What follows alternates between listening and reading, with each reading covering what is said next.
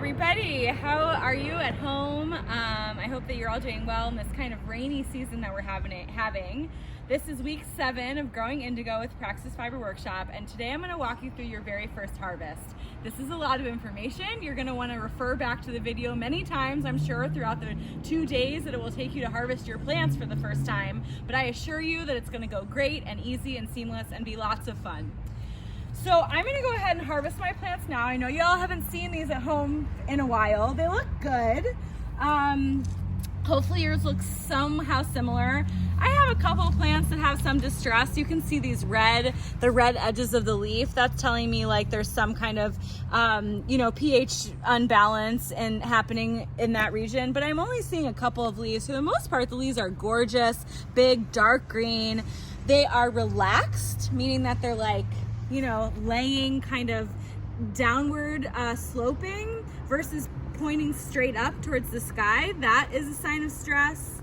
So my leaves are relaxed, and the biggest leaves, if I hold them up to my hand, they're like the size of my whole hand. So I could wait probably and harvest this plant in another week or two, and more of my leaves would be bigger. So you have flexibility in terms of your timing for when you're gonna harvest.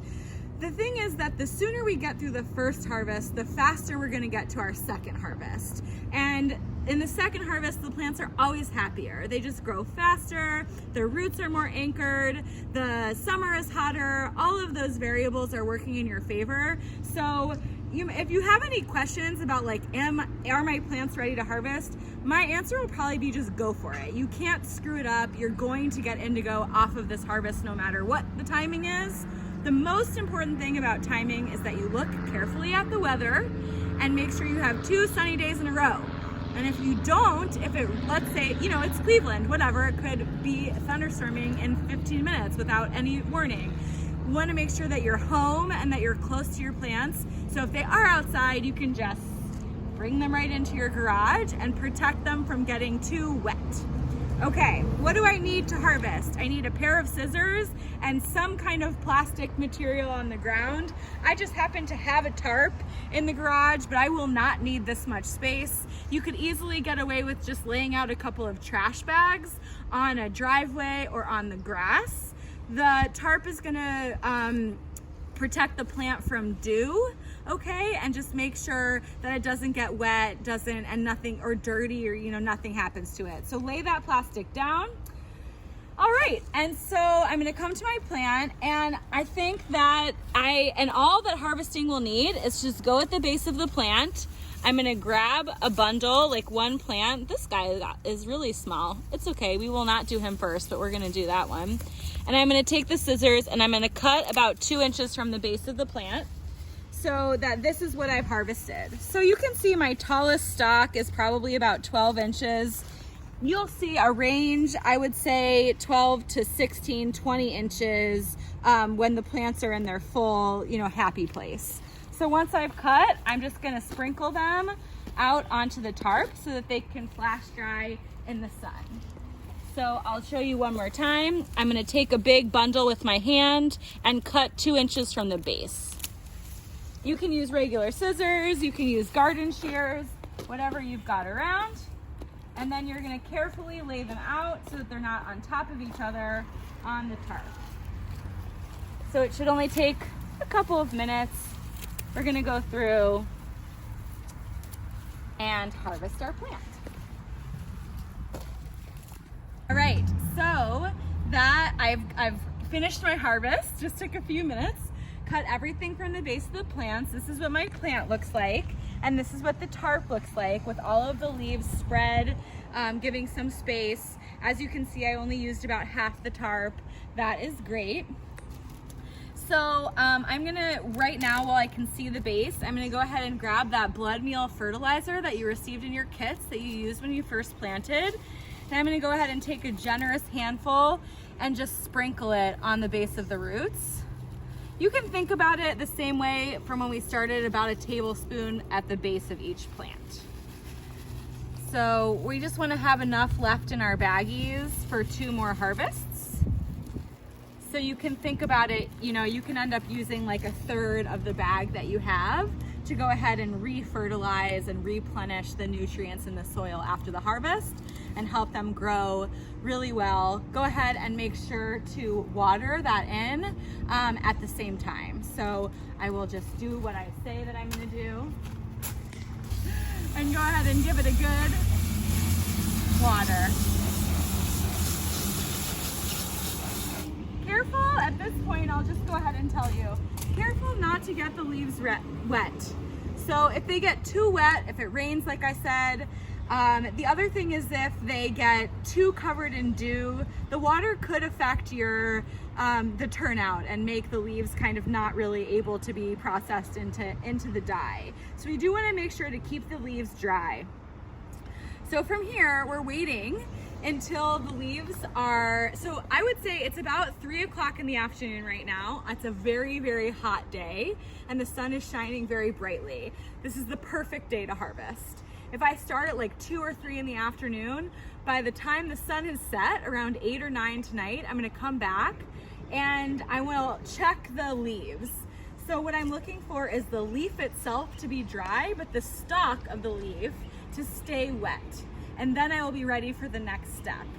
If you are doing this in your yard on top of grass, at the end of the day, once the sun is set, come and cover them with another piece of plastic so that the dew doesn't get onto the leaves too much.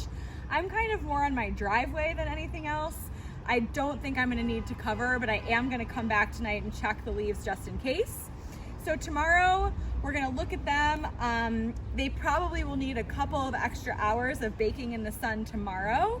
So I'm gonna check around 9 a.m. tomorrow, and we should be able to finish up the harvest around 11 or noon tomorrow. So think about starting in the afternoon on day 1 and then finishing up in the late morning of day 2. All right, I will see you tomorrow and we'll check in on how our harvest is going. Hi everyone. Okay, so we are in day 2 of harvest. You might be able to tell from the daylight that I'm a little later than I wanted to be today. So it's actually closer to evening and my leaves are absolutely perfect. They're in the perfect place to begin the next phase of harvest. So a quick recap that you've spread them all out and we're waiting for the leaf to be dry, but the stem of the plant to still be green and wet. And you will see why soon. So this is literally perfect. When I touch the leaf, it's like crumbly to the touch. It's just gonna crumble in my hand just like this. But the stem itself, you can feel the moisture that's still inside of it. That's just what we want. So it might take a little bit longer, it might take a little less time. It probably depends on where you are, what the weather's like, all the variables, but this is exactly what you're looking for.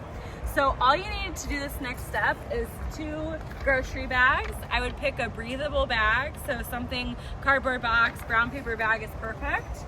So I'm gonna grab the plant by its stalk and just crush the leaves off into the bag. So kind of like you do with kale to get the leaf off of the stalk, that is what I'm doing. So it's not that you shouldn't have too much, so it shouldn't be too difficult to grab a handful and crush the leaves off into the bag. With the stems, if you compost, you can throw these right into your compost. You can discard them. You can also save them, and when you drop your indigo leaves off at the end of the season to Praxis, we can compost them for you. So it's completely up to you. So I'm just gonna put these in the second trash bag for now.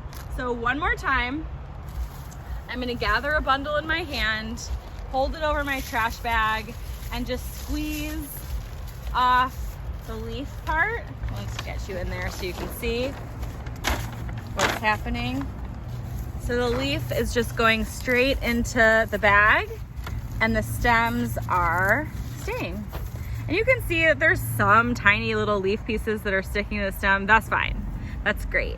I'd rather it be this way than the other option, which is that your stem dries out and then you're sitting there picking out little pieces of stem from the leaves, because it's just the leaf itself that has the blue pigment in it and there's nothing in the stem. So we don't want the stems to get into our compost pile. All right, so that is it. That's your harvest. Go ahead and hold on to that bag because we will harvest again in about a month or so. and you can just keep putting the harvested leaves into the same original bag.